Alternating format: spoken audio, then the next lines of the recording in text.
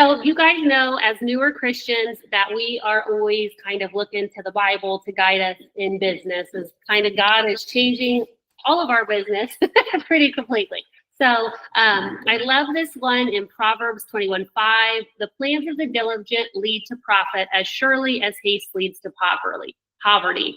So I really think it requires diligent planning to be successful in real estate, right? And no matter where you are on the planning continuum. So like I've never been organized, but I have always been laser focused on goals.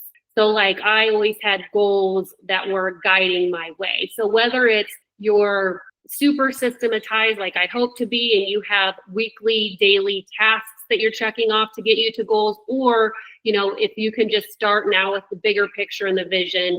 I think it's just super important to have some sort of metric that you're following so that you can know if you're meeting your goal or where you need to pivot.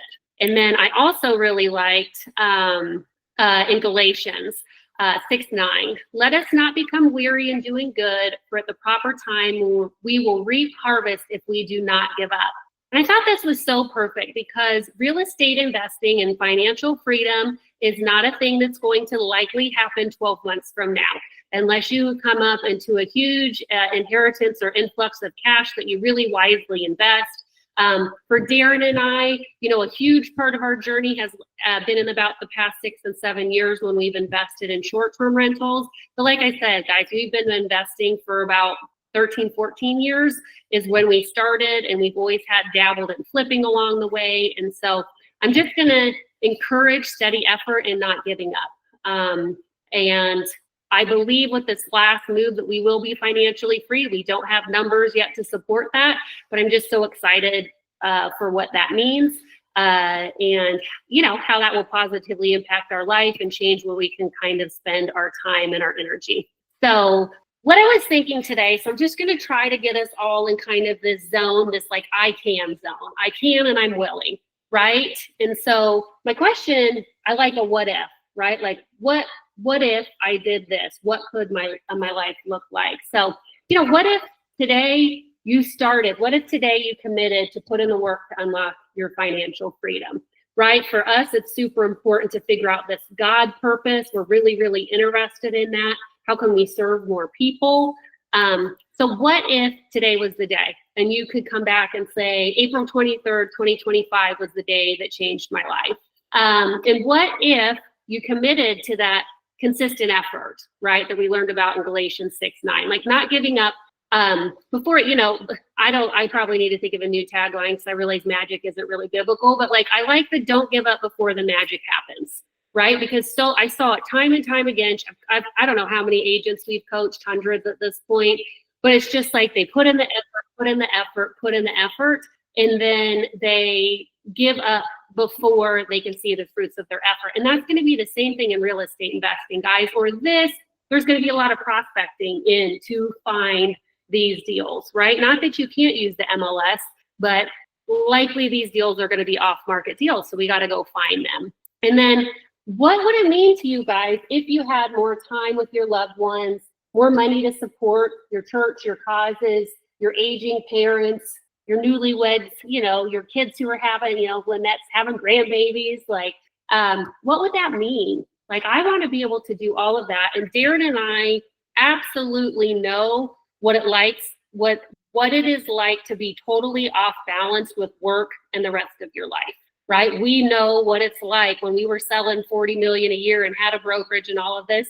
There was so much time and energy, mentally, physically invested in our business that we were not in alignment in our marriage. And we made time for our kids, but we were never really there. And so like the freedom that we have found not to be in that space of financial need all of the time has been super freeing. And so I'm just curious, like, think about the impact that you're making today. Like, you're serving at church, or you're giving your time to whatever cause that you love. Like, how much more of an impact could you make if you don't have to worry about your daily, weekly, and monthly bills? Like, I mean, I think it becomes infinite at that point. Like there's still finite amounts of time and stuff, but I just think of like, how much more could you give? And I'm really excited to start exploring what that looks like. And remember, guys, the investing is your tool, right? That's the tool to get you there. But really, it's about unlocking this life that we can't even see for you and for all of those people who you could bless, right? Like, we got to think outside of this. Like, I think it's easy to think about myself, my marriage, and my kids, right? But like, think outside of that. Like, I had someone tell me once, and I was like, this has always stuck with me. Like, what makes you cry just thinking about it?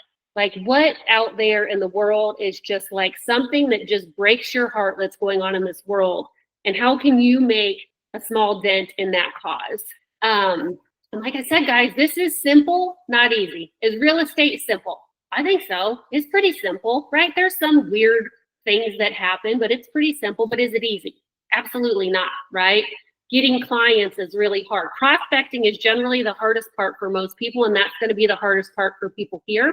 So I'm going to tell you this journey is not easy, but it's going to be super, super worth it. And so when you look at it, it really goes, you're going to find the sellers, which will be part 2. You've got to structure a deal that's a win-win deal. You've got to negotiate that and get it to closing. So like, really, that's the pieces, right? Find people, structure deals, close, and and now you've acquired an investment, right? Sounds simple, but it's not easy. And so what I'll tell you is most people are not going to be willing to do the work, right? Even most people on this call aren't going to be willing to do the work that it takes to find this specific kind of a deal where you can acquire real estate with little to no money down. We have done 0% down owner carry deals. We have done 10% is the most we've ever spent. So on these creative deal structures, which is significantly less than the 20-25% that you need traditionally to buy an investment property. So I'm just going to ask you guys, are you willing? Are you willing to do the work and listen today in a way of acceptance that I'm going to do what it takes to get me to this finish line? And so I love this quote. If you're not willing to if you don't take the risks, you will always work for somebody who does. And when I was thinking through this quote, guess who that someone who does could also be? Yourself. Meaning those people in real estate, they're like, I've been doing this for 72 years. And you're like, oh, bless. I hope I'm not doing this for 72 years. Like, you're going to still work for yourself, right? And when you think of because Brian, I think you're reading Robert Kiyosaki, right? In the cash flow quadrant. We are just in the self-employed quadrant right now, most of us, right? Including Darren's brother, Russell, right? He owns a business. We are still trading dollars for time. It's just our business. It's Brian's business, Tracy's business, my business, Russell's business, right? But we're not in the big business quadrant, right? We have not moved out of that. So if you don't take these risks, you're going to work for somebody else, which might just be yourself for the rest of your life instead of getting to that freedom point. So I love Grant Cardone. If you guys don't follow him, he's a big investor. And so I stole that from him. So what you're going to need on this journey, guys, is a lot of curiosity, right? How can I make this happen? Who are these people that I'm going to get connected to? Persistence, right?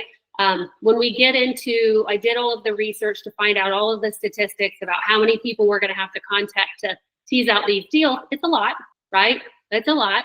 And then I need you to have the faith, right? The faith that this is going to work and that if you plant the seeds, they will grow and prosper, and you're going to fail. Guys, I can't even tell you how many fails Darren and I have had, and we will share some of those with you today. But if you're failing, it's so cool because you're one of the cool people who's doing the stuff that most people aren't willing to do. So trying to refocus that fail into, hey, yeah, that's done. I messed that one up real good. But you're one of the ones willing to do the work. So I would give yourself a pat on the back and say, good job. Like, I started at Keller Williams, and, they have a very different training model than I believe in. But one thing that I really like is every no is on the way to a yes. And most people aren't willing to get the no's to get the yeses, right? And so we know, guys, you got to talk to, in real estate, if you don't know people, you got to talk to at least 100 people to maybe find a client if you don't know them. And so that's a lot of people. And that's 99 no's. I would say failing is your biggest learning opportunity as well. Like, we've learned more about real estate investing from the bad deals that we've done. you do a good deal, you're like, oh, this is easy. But you do a bad deal and you learn a lot of things along the way. So I'm going to encourage you guys to fail and fail forward, fail happy. But remember, guys, your freedom is on the other side of this, and whatever that purpose is that you really want to live in. So if you guys could, and I would encourage everybody to do this, add 3 items to the chat that would change for you being financially free. And just a reminder of what that means is you have monthly income that covers your monthly spend, right? So let's say you require $10,000 a month to live for your bills, your food, your car, your house, etc. What would that mean to you not to have to worry about bringing in that $10,000 a month? And put it in the chat, please. Most of us are realtors on here. How many times are your kids seeing you, wait just a second, just one more text, just one more call, hold on, I'll be right to dinner. Like I've done that 1,000 times, right? Teaching them abundant mindset and how to invest. Yes, Lynette.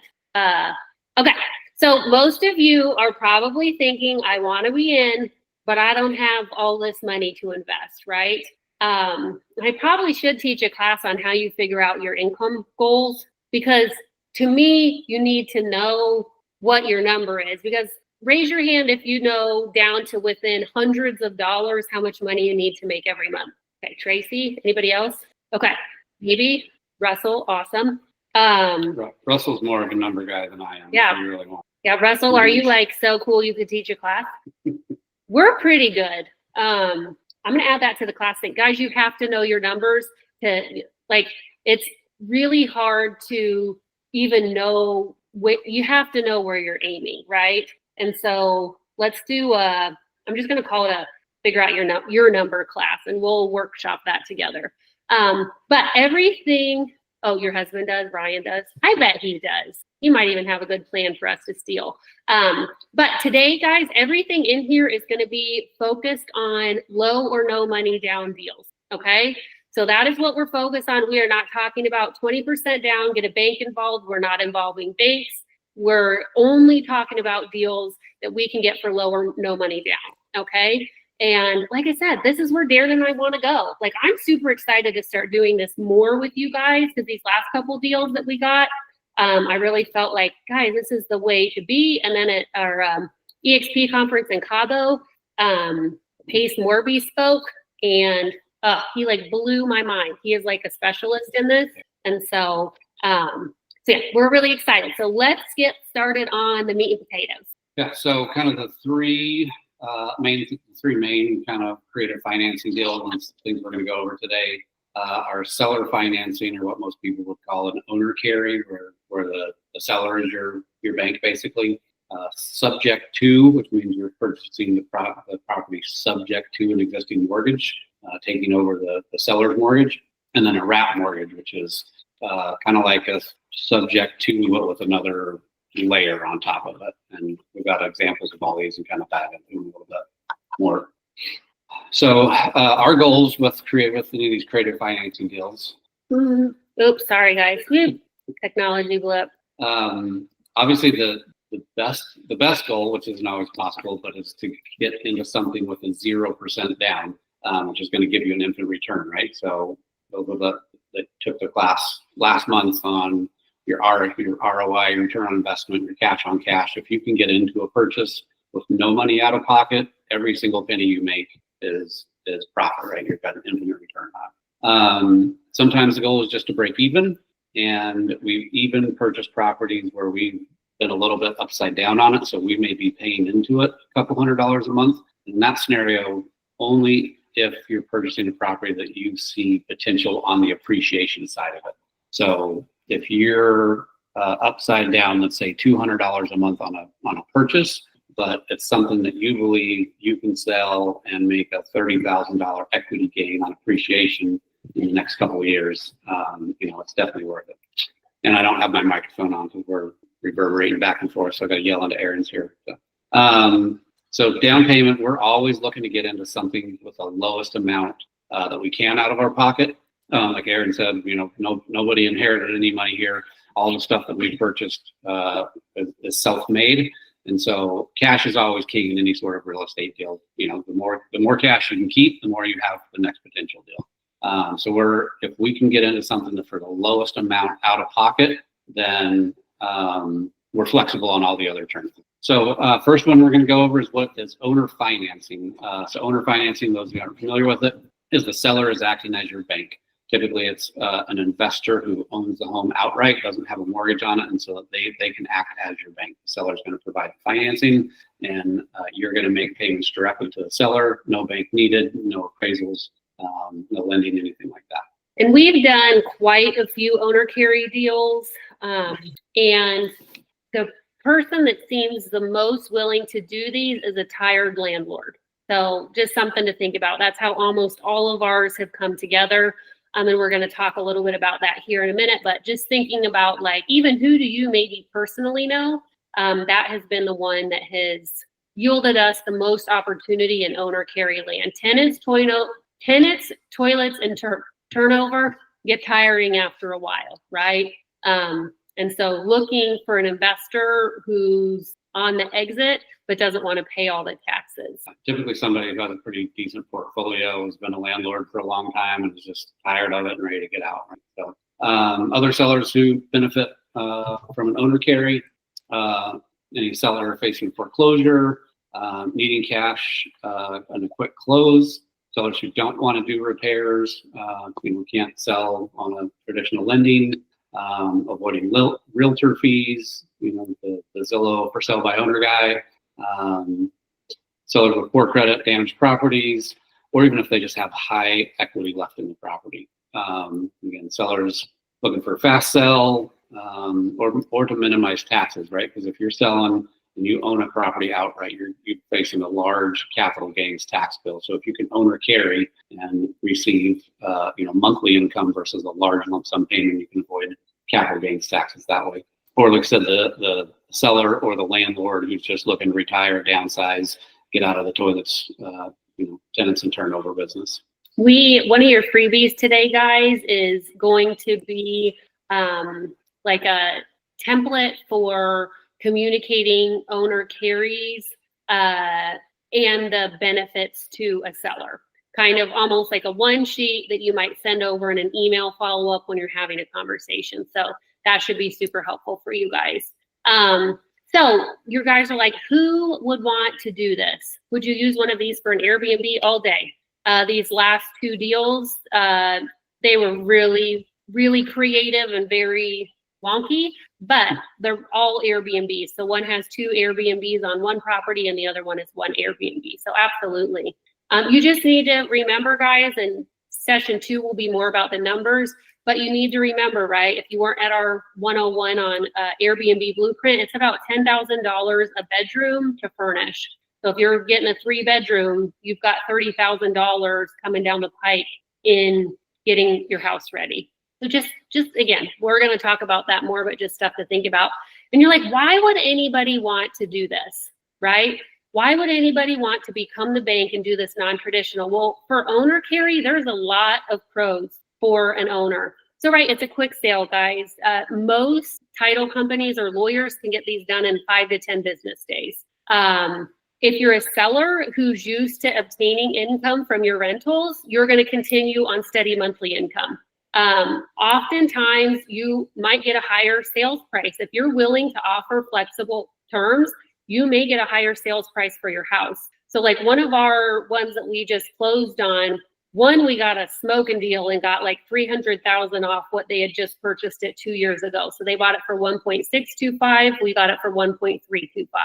So that deal was crazy, right? The other one, we might have paid a little over market value, guys.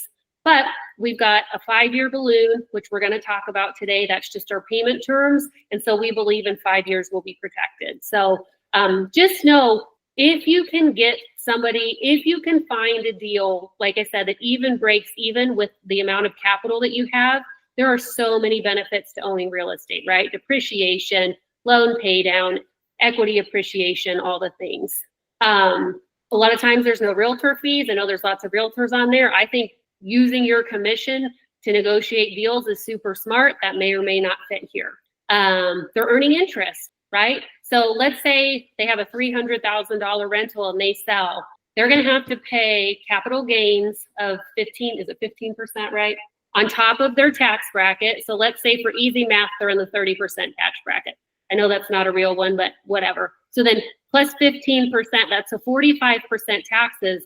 And then if they're investors, you get to count depreciation every year on your taxes, or you can even speed up depreciation. And so you can get all 27 years of depreciation in 1 year on your taxes. And all of that gets, if you do a 1031 exchange where you sell an investment property to buy one, all of those taxes are deferred. So like if Darren and I, this last money that we moved, we had so much depreciation built into these couple of houses that we sold, our tax implication would have been suffocating, right? So remember that, right? You may be giving them an opportunity to save a lot of money. They generally, guys, these are sold as is. We have yet to negotiate any repairs on an as is or subject to deal. We talked about the tax benefits. And again, it can be a really flexible deal, right? There's a lot of metrics that go in to these deals. But there are some cons, right? If we default, so Darren and I had a business partner and we bought 5-unit Hot Mess Express in Kansas City in kind of a wonky area, okay? And so what happened was though, because we bought it as is, 10% down, owner carry, there ended up being a water loss so significant. The kitchen fire department turned it also in. Yeah, kitchen fire, water loss, and the structure of the building was so shaky. Like I said, this was a hot mess. The structural damage to the property from this loss was more than the property was worth. And guess what? He got his house back. We took the loss. So we took the loss of, and we had spent what, $25,000, I think at this point, trying to put it back together. And it was just like snowball. We're just like, we don't see any end in sight. So we defaulted. This is the one default we've ever had. We owned it a year worth of mortgage payments. Yeah, we owned it a year plus the 25,000 plus our 10% down, and we defaulted. So I'm telling you guys, we have made a lot of mistakes. Okay, I would never think I would default on anything, but we just had to give it back. We just had to give them the deed back and say, we're not even local. We don't have the right support here. We're sorry. Here you go. And the property was in worse condition than when he sold it to us, not on our accord, right? It was a tenant issue. And then of course, if you don't pay, we've always paid, but if they don't pay, that's a problem, right? And they don't, if they think they want all of their cash now, they're not getting that, right? They're getting what's called an installment sale. So they're getting payments over time. So any questions there? I kind of want you guys to understand this because I think you really have to be able to get into the mind of a seller that the benefits here far outweigh the risks in most scenarios for most sellers in this situation. Any questions here? I have a question. Mhm. Are you guys talking specifically seller financing? Correct. Here? Okay. I had a situation one time a few years back where my wife and I were considering buying a home using seller financing. And the sellers decided that they would just want to sell it outright on the market because they read their FHA mortgage and it said that they weren't allowed to do seller financing. Have you guys ever heard of that or run into someone acting like that? Yeah, I mean, the chances of a seller finance on top of an FHA loan are probably fairly slim. But you could. We're going to show you an example. But I've never negotiated anything with an FHA loan. We've only done conventional loan products or owner carries that have owned outright. So I actually don't know that specific answer. But if you found somebody willing to do it, what you would likely structure there is what's called a wrap, Brian, which we'll teach you here in a little bit. But we'd have to find out that answer for you because I don't know about the FHA rules there. It's not super important. I just was curious. Thanks. Something I need to learn. Anybody else? We'll try to give a little more space here for you guys to process and let us know what questions come up because these can be tricky concepts to understand. So, and then just there's obviously a lot of things that moving pieces outside of purchase price, which is really where you got to get creative and try to fit it both into what benefits you and benefits try to make it an attractive deal. So we'll go into a lot of these other things, but things that are negotiable along is obviously the purchase price. How much you're putting down, that's negotiable based on some other moving factors of what the seller is going to need and what you're comfortable with. Loan amount, if you're seller financing, the interest rate isn't set by the bank, right? That's a negotiable term of what you're going to be paying them. loan terms, if they want a 5-year balloon where they can get paid out in 5 years or whatever that time frame is when they really want to retire. Monthly payment amounts, like I said, the amortization schedule, or even amortize it over 30 years, 20 years, 15 years. All that stuff is flexible. Prepayment penalties, which most owner carriers aren't going to have, late fees, things like that. And then security. I've heard of people, putting up a car in exchange for a down payment as collateral for a seller, just give them a little bit of peace of mind if there was a default situation or something like that. Well, what I want you guys to start thinking about here is like, look at all of these possible things that you can negotiate, right? So your job here is going to be being a detective. Like, what does the seller really need, right? Because almost all of them are going to start with they need the money, right? I want my $200,000 after taxes. Well, tell me more about that. What are you going to do with that money? Yeah, what are you going to do with that money? What would you do if you had more money, right? Meaning, what would you do if over the life of this you earned more money? And so think creatively. As long as you feel like you can make the payments, if it takes you putting some sort of collateral in the kitty in an escrow agreement in case you default, I would do that in seconds, right? Again, I'm risky, but just start thinking about it, right? It's like, think about a general note. You have the length, right? Is it 15 years? Is it 30 years? How long is it amortized? How much are you putting down? What's the interest rate? Like, you just got to think about the structure. And guys, all of this is going to go into your offer, right? I'm going to borrow $300,000 at 6% amortized over 30 years with a 5-year balloon. And we're going to get into a balloon in a minute.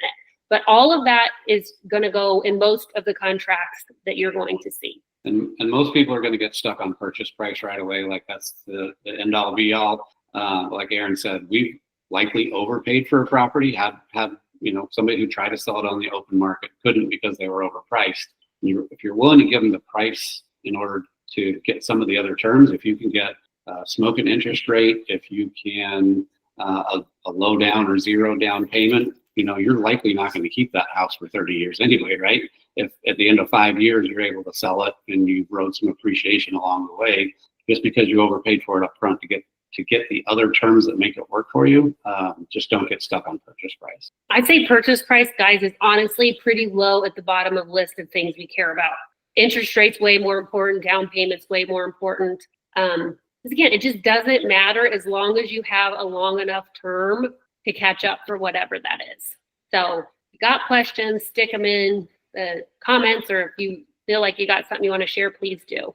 And Brian, as far as commissions, we have not earned a commission on an owner carry or subject to deal. That does not mean you could not. I think there's owner carry and subject to deals on the MLS. We just got to find them. You know what I mean? Find those people who, find these people who have their overpriced rental. Like, think about, how many of you guys have called for sale by owners? Has anybody? Okay.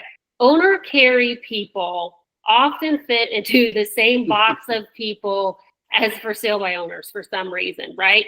It's like the curmudgeon-y investor who thinks his name is always Bob for some reason. His name is Bob. We have done like 5 deals with the Bob. Yeah, we have owner carried for more than one Bob, and he thinks realtors are stupid. He thinks his house is more than it is. He does a lot of times does not understand the tax implications of the sale.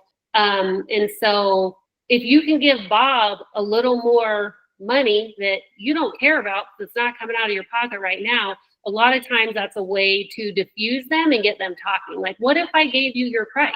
Can we talk? Right? And Lynette asked about running comps. So comps in the traditional real estate way of pricing a house to sell, unless you have access to the MLS that you're shopping in, isn't as easy to do. So what we did on, for example, this lake deal, we bought on the Tennessee River. And this is the one that we might have paid a premium for because we're not realtors there. There was not a realtor involved. So all that we did was go on Zillow and we found another property similar-ish in size that fronted the river that made us feel like, because we didn't know if this house we got for $725.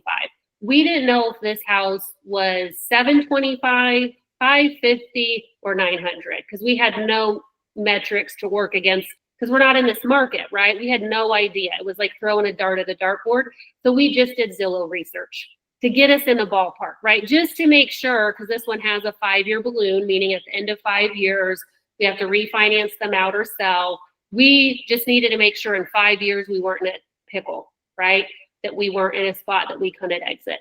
You can always ask a realtor to get involved. You can pay a realtor to do comps for you. We thought about that, but we feel pretty proficient. If you're not feeling super proficient, find a realtor and just see if you can pay them $250 or $500 or whatever the math is to run you some comparables to make sure you're in the ballpark. But what we are confident in is that we can cash flow on it every single month. Yeah, cash flow numbers on this one were really good.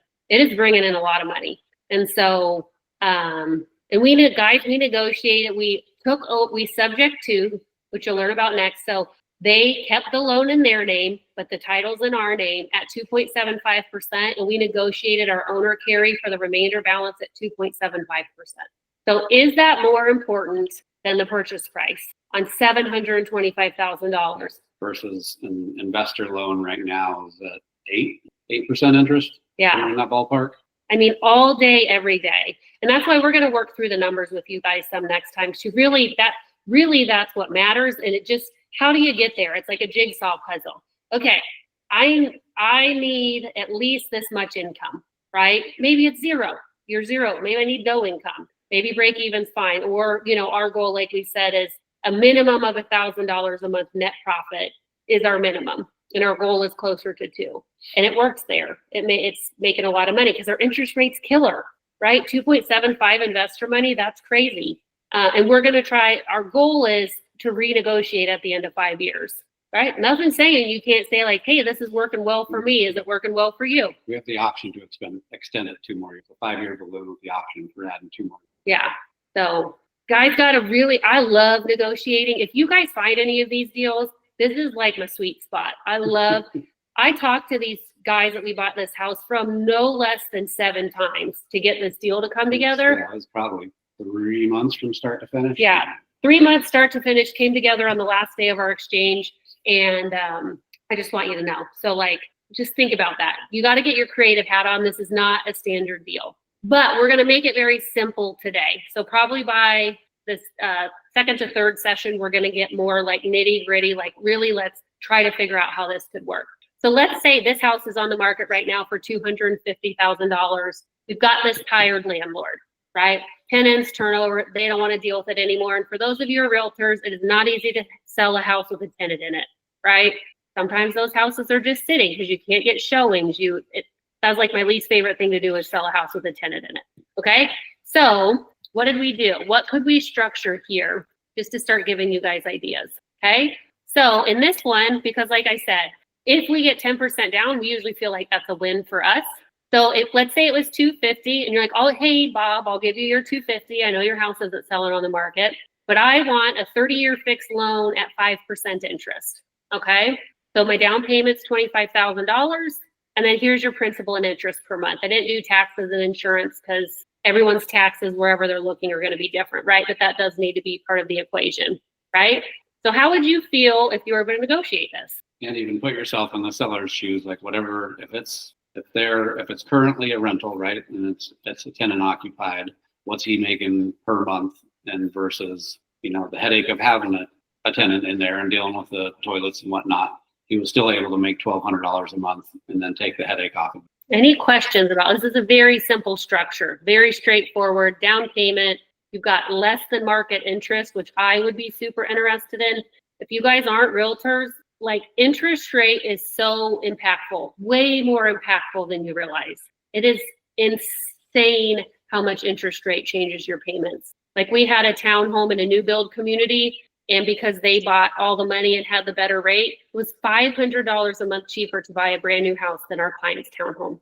And we had to drop and drop and drop to get that thing under contract, right? Interest rate matters so much. So can you see how this could be super simple and straightforward? A $250 purchase price at 5%. Well, what's that same purchase price at 6%? Well, now your purchase price goes down, right? Because your interest rate goes up. And so it's just, like I said, what you're going to have to do, the way that this will work so you can start to get through your head is you're going to find sellers before you do math, because it's going to take you a lot of contacts to get somebody who will even talk or look at this contract, right? Once you have a person interested in exploring this with you, then you're going to dig into your numbers, because you got to know your numbers to go into the negotiation. So you can have an initial call, but the only thing that's going to come on that call, or, to a realtor, to a person, is tell me about what you're looking for. And you're just really going to dig into it and say, okay, great. I'd love to schedule a follow-up appointment so I can come back with something that I think is a win-win for both of us. And that's going to give you the space to remove yourself and step back in with a deal that you can structure. But I think of it this way. So if you're a realtor, how many people use a NetSheet? Yes, and a lot of you, okay? So have you guys gone into a listing appointment with more than one NetSheet because you're just not quite sure about what you're getting yourself into, right? So Brian, you might come to this deal and be like, 250 is 5%. But if it's 6%, I can only do 225. If it's 7%, then my number is this. But you have to have a lot of that worked out going in, unless you can really run numbers on the fly, which is probably not going to be where you're going to enter. So just to kind of wrap your head about what this could look like.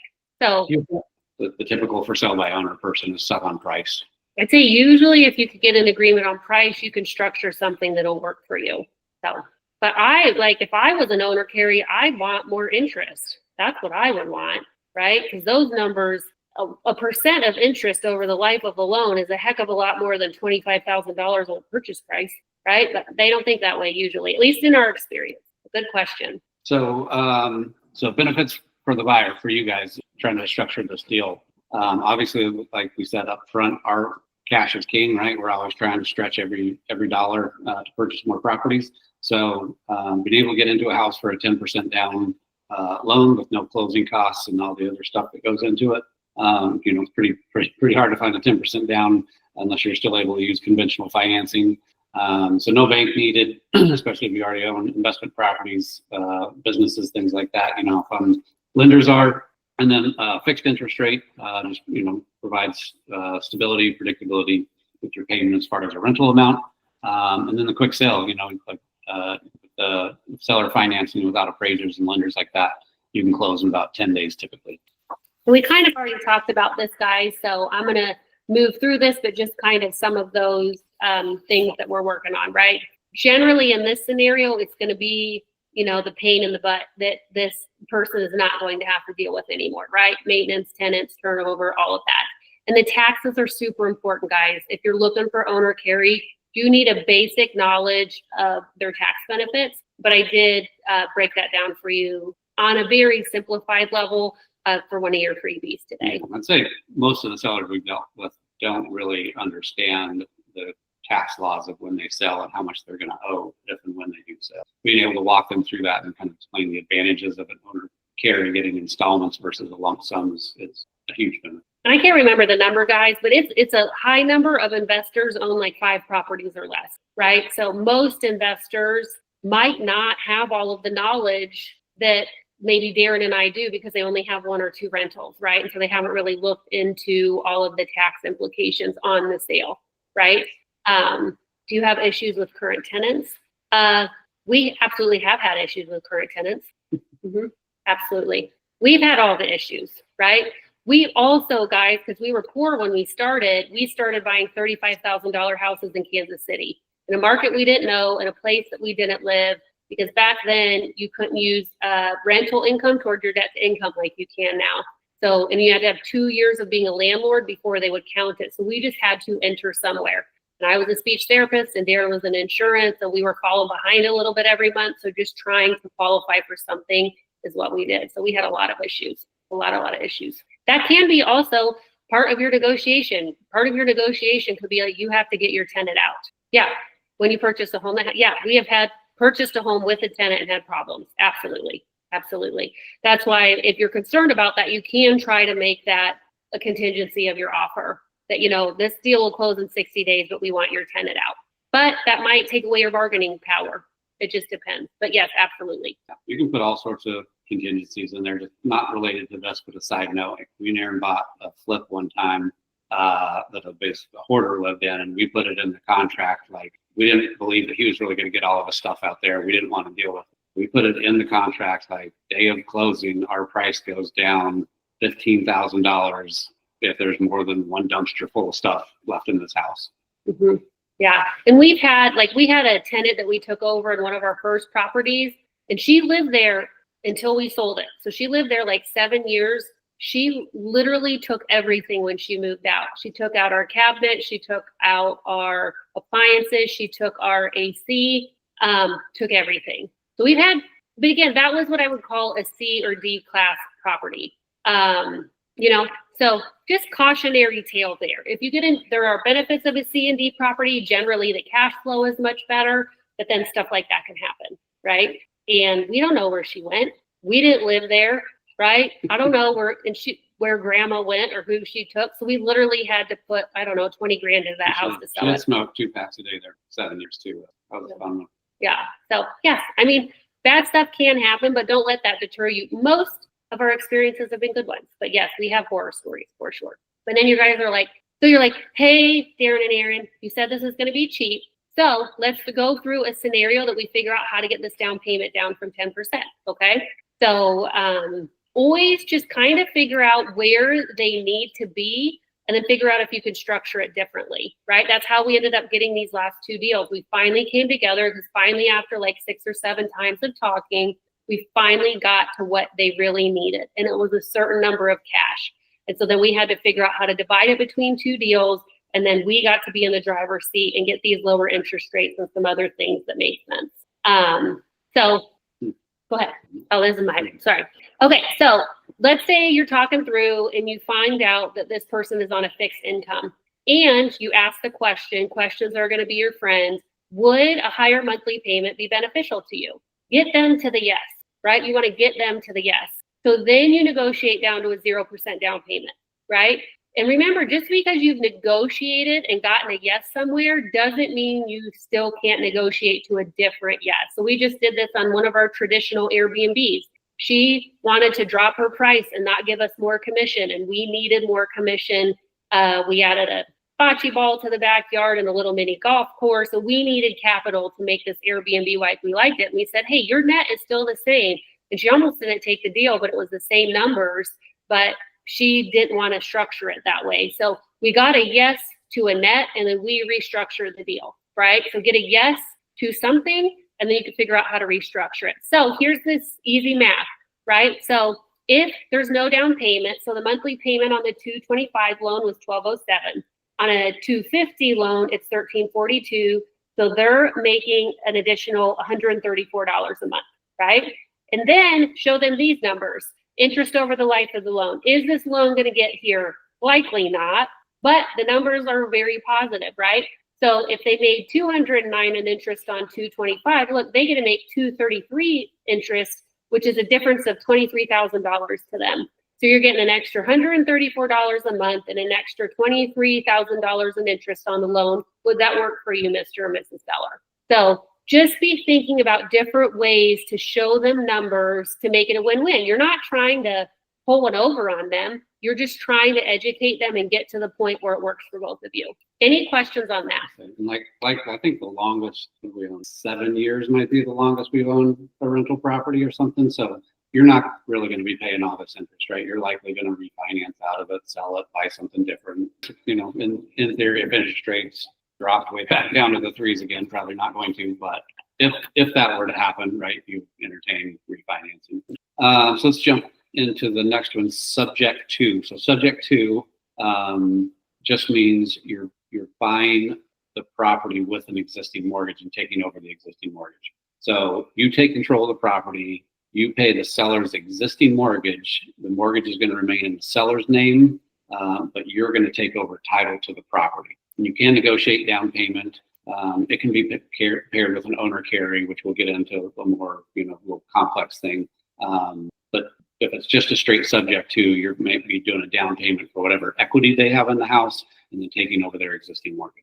So some sellers, because subject to is a much different thing, right? And a little even owner, this is much more non-traditional than an owner carry, right? So who might be your sellers you're looking for? People in foreclosure, a major life change, a financial hardship, sellers with a high mortgage balance, those people underwater, these people that bought these last couple of years and interest rates have got up and they can't exit, or maybe a quick relocate. Okay, so it's a different seller for a subject too. Can you kind of see that difference? This is more like an immediate urgent need. The other one is likely someone who's been in the game for a minute, right? And is looking to exit.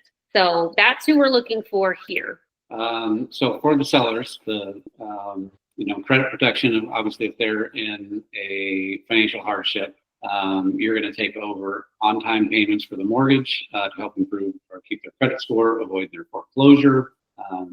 There's no need for them to pay realtors, closing costs, things like that. If they have if they're upside down, have little or no equity in the home. It's also, if it's somebody that is facing foreclosure or needs to relocate for work or something like that, again, it's like an owner carry, it's a very fast closing. You could close 7 to 10 days typically. And then they may get some cash if they've got some equity in the house. If you negotiate a down payment, they may get some cash up front, and just the ability to sell a house that's underwater. They're upside down on, they're not in a position where they would be able to sell it on the open market with traditional financing. So like something to think about here is if they just got to exit, something negative has happened, you might just be able to say, hey, if I give you $2,000 to cover your moving costs, does A plus B equal C? Right? Now, there are drawbacks that we want to draw your attention to that you need to understand for your potential person, right? Nobody on here wants to take advantage of anybody. We are trying to look for people that we can help. So the loan is in their name, right? So they're on the paper. They could, if a default happens, they're going to get the property back. And you're going to protect them in that by doing what's called a deed in lieu. That's the kind of deed that you're going to transfer. That's for later on, but just so you know, it can affect their debt to income ratio, right? So if they go to qualify for another mortgage, this is going to be on their credit report. There is a due on sale clause, meaning the lender could call the note due because if they saw a transfer or new, if they saw the title transfer or new insurance. The statistics on this are 1 in 5,000, and most of the times it just takes an explanation. So it's not as concerning as some people think. And then obviously you need to have trust, right? There's a relationship there. And then here is a snapshot of our resume, okay? So contact information here, look us up on social if you want them to be able to do this. Here's who we are. Here's some of our borrowing strengths. And we, started our portfolio snapshot here. And then we have a link for our Glenn's Den so they can see our short-term rental website. And so we're just trying to build confidence, right?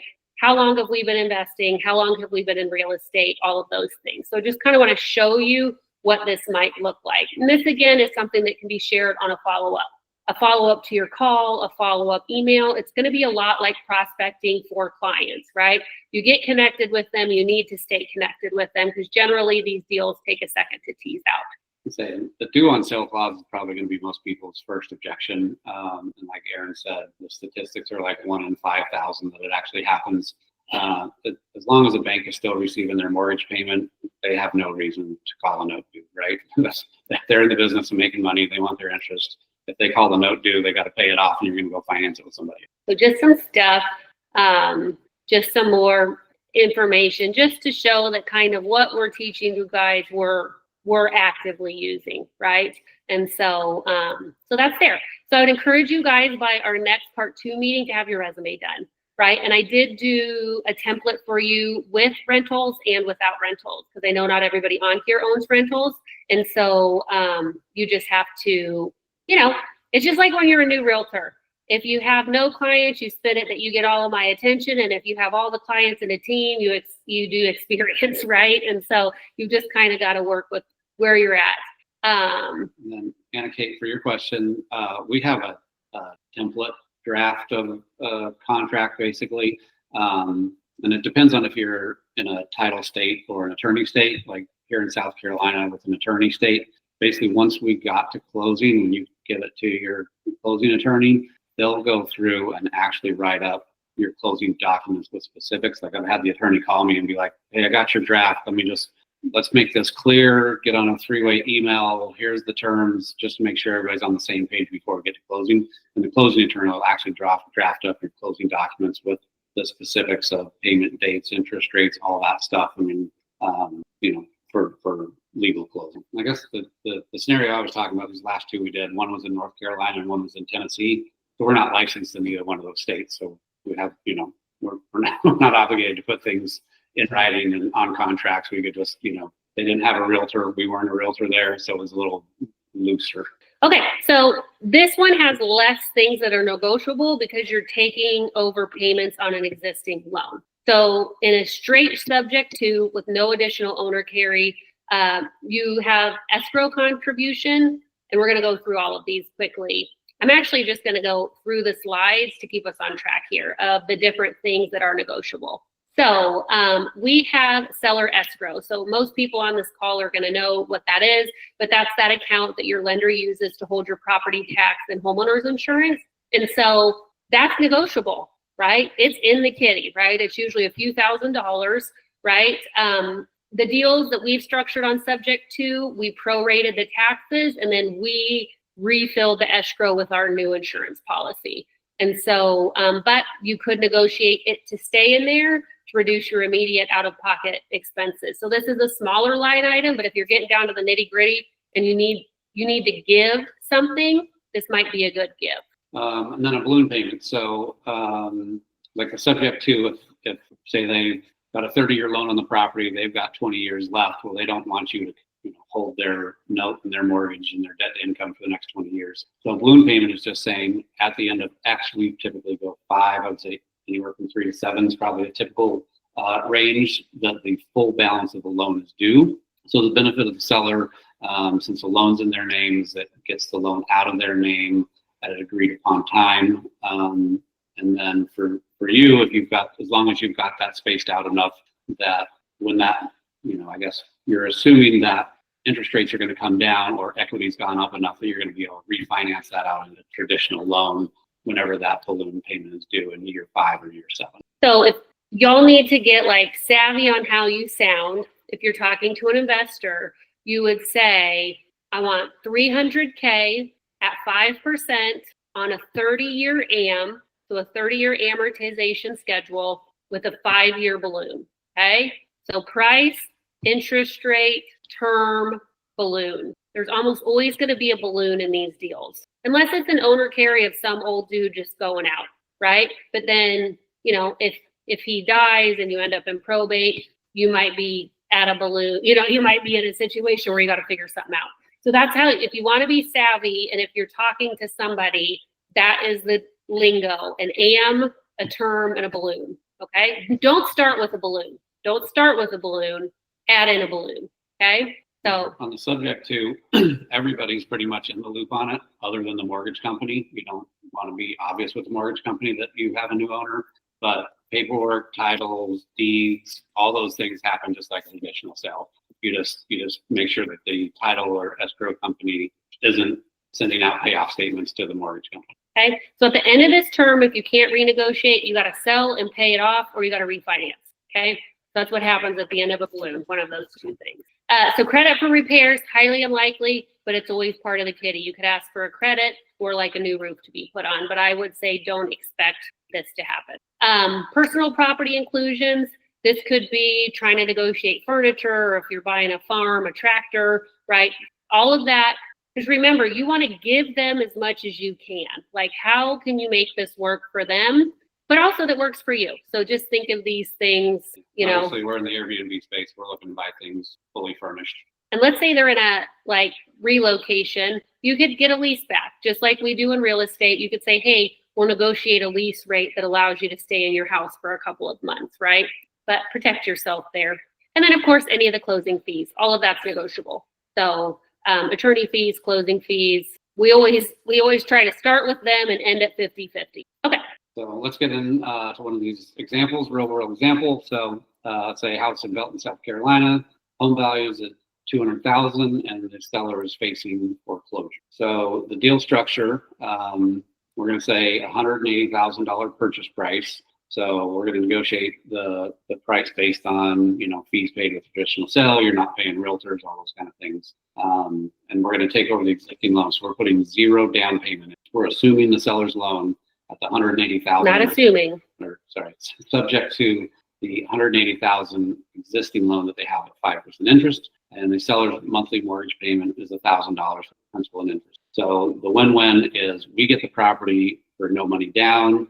They don't foreclose on the property. We're just taking over their monthly payments. They get to exit the property. It's not a foreclosure. It's not a credit ding.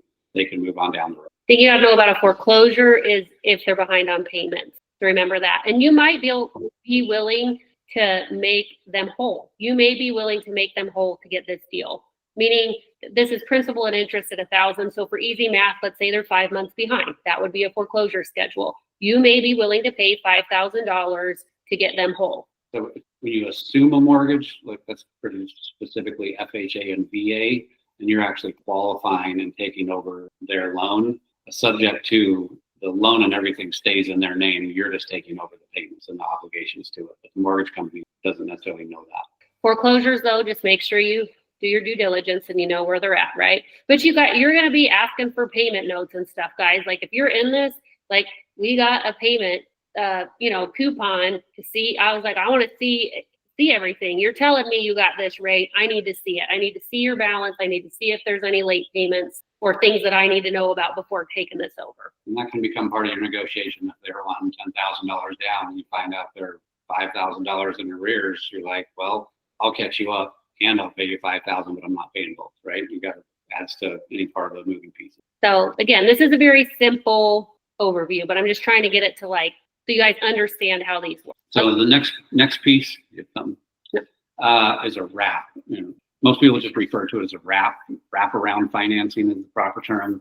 So it's just a type of seller financing where the buyer's loan wraps around the seller's existing mortgage. So it's very similar to a subject to, just with another little layer on top of it, right? So the seller's mortgage stays in place. The buyer's I'm still gonna pay the seller's mortgage, but there's also another piece where the seller's gonna make a little bit of profit on top of that. So again, you're still doing a subject to purchase and no bank is needed. So I'll give you an example, kind of solidify the difference there. So let's say this home is $300,000. The homeowner is relocating for work and needs to sell quickly, but they just purchased it. They don't have enough equity to actually sell this house on the open. So deal structure, the home is valued at $300,000. We're going to purchase the home for $300,000. They currently have $280,000 left on the property at a 6% interest, and their monthly payment is $1,800. They purchased it for $300,000. They paid off $20,000, and we're going to purchase it for the $300,000. So we're putting down $10,000 on top of that. Is that right? Mm-hmm. Okay. So do you guys get what's happening here? So we're going to give them the 300. There's 280. We've said we'll give you 10,000. So we've got an additional $10,000 left, right? 300 minus their 280 loan minus the 10%, 10,000 down payment. We still have $10,000 left. So the seller gets $10,000 and then there's another $10,000 to address. So we gave $10,000 down, assuming assuming subject to their $280,000 mortgage. So we're actually the loan terms are $290,000, right? So we purchased for $300 minus $10,000 down. Their interest rate is 6%. We're going to give them interest rate of 7% over 30 years. So we're paying a total monthly payment of $1,929. Their monthly payment was $1,800. We're going to pay that mortgage payment for them, and they're going to make a profit of $129 a month based on that difference of a 7% interest instead of a 6% interest plus the $10,000, right? So they get a walk away from the house and have the small passive income that they get as a benefit. Somebody that you have a deal that's close with, right? Because a lot of these people who the subject to or wrap might work for are these people in a low equity position or a financial hardship. So giving them a little bit of income every month can be super positive for them. Especially if they've got an existing loan with a lower interest rate than anything you're able to get today, right? If you can give that 1% interest and still get a better rate than we're going to get as a typical purchase, you're still in a winning position. Well, even let's say you gave them 9%. Let's say, because investment DSCR last couple we've gotten have been around 8%. you can give them 9%. If you're putting $10,000 down on a $300,000 down, that's better than FHA money, and you don't have closing costs, right? So if the numbers work, you might even be able to give them 9%, right? Can you rent this out for more than your monthly payment and still cash flow on it? That's more important than what my payment is. Well, like in South Carolina, you have to remember, guys, like taxes are different for an owner occupant loan and an investor loan, significantly different, right? So there's a benefit to having that loan in place, right? So this is where I would say a lot of deals are going to have a wrap involved. So that is if you just think you're taking that subject to and you're wrapping around this other layer, right? This other financial layer that has an incentive to your seller. This one is probably the most confusing. Does it make sense to everybody? In this case, do you have a balloon payment too, or no, just let it ride because their mortgage stay in place? There's a balloon potential in any one of these deals, and that's just part Yeah, of it. sure. If the seller's like, hey, you're going to keep my mortgage, I'm going to move and rent a house for 3 years, but I want to be able to buy another house 3 years down the road, 5 years down the road, and I want this paid off, right? So that's just another negotiation piece of when that balloon would happen. Well, and we found out we went to that conference and saw Pace Morby. There are lenders now who, if you have a subject to properly documented, will still lend to this person. And your rental income can count towards their debt to income. So it's a non-QM, right? And not a standard mortgage. It's not a Fannie Freddie product. But just so you know, this person does have resources. Because let's say they're ready to buy in 3 years and they're like, hey, Caleb, I'd really love to buy. I know we have a 5-year or a 7-year balloon, like, because you should have a good relationship with this person, but maybe you can get them in touch with a lender who can qualify with a subject to loan. So I thought that was really cool. I didn't know that had started, but it makes a lot of sense, right? 30%, because we're going to talk about how to find sellers, and 30% of expired listings, so listings that didn't sell on market, sell to real estate investors off market. So I just wanted you guys to know that statistic. That's a huge percentage. Way higher than I would have assumed. Mm-hmm. Okay.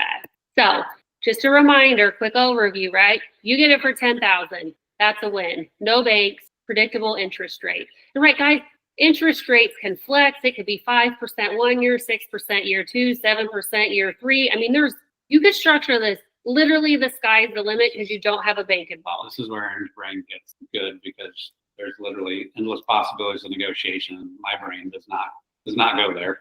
So, I'm hoping after we get through these couple of calls that people want to activate and start working on this with us.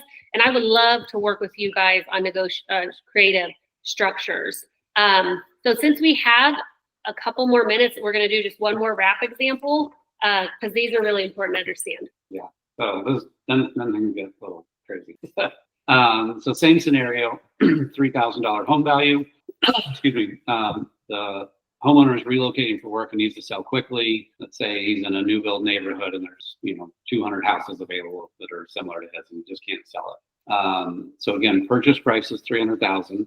The seller has an existing mortgage at $200,000 at a 4% fixed interest rate. So he's lived there for 10 years already. There's 20 years left on his loan, which is the $200,000 balance. So they have $100,000 of equity in the home, but they just can't sell it because there's too much competition. They need to move quickly. Their existing mortgage payment is $1,212, just principal and interest, no taxes and insurance. So we're going to give them a $20,000 down payment. And then, so the loan amount is $280, the purchase price less our down payment of $20,000, right? And so they had a $200,000 existing loan at 4%. So we're going to give them a 6% interest rate. So that allows them to profit on their existing 4% rate. So they're going to make 2% on the existing $200,000 that they owe. And then the other $80,000 we're financing as an owner carry financing directly to them at 6%. So our new payment is going to be $1,691.